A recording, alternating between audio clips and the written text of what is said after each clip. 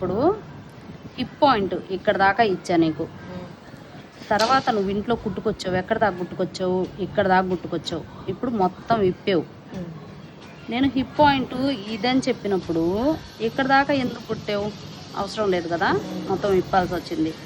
ఇప్పుడు ఇక్కడ నుంచి ఇట్లా మనం హిప్ పాయింట్ ఎక్కడైతే ఇచ్చుకున్నామో అక్కడ ఒక 1 ఇంచు ఈ ఫోల్డింగ్ కోసం, సైడ్ ఫోల్డింగ్ కోసం వదిలేసాం కదా, ఇక్కడికి రఫ్ చేయాలి. రఫ్ చేసి ఇట్లాగే రిటర్న్ వెళ్ళిపోవాలి. అది ఇట్లా పక్కన వెళ్ళకూడదు.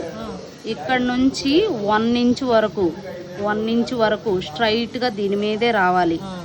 అప్పుడు నీకు ఎన్ని కుట్లు కావాలంటే అన్ని కుట్లు దీని పక్కనే వేసుకోవచ్చు. మళ్ళీ నువ్వు అక్కడి నుంచి ఇట్లా రివర్స్లో వచ్చి నీకు ఇంకా విప్పుకోవాల్సి వస్తుంది.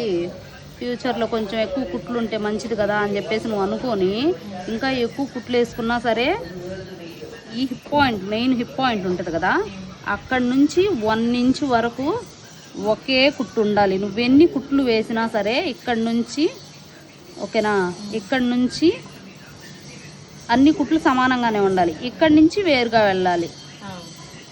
ఏదైనా ఇక్కడికి వచ్చి కలవాలి. ఇక్కడికి వచ్చి కలవాలి. ఇప్పుడు ఒక 3 కుట్లు వేసుకున్నాం అనుకో, ఆ 3 ఇక్కడ నుంచి సపరేట్గా వస్తాయి. ఇక్కడికి వచ్చేలోపు కలుస్తాయి.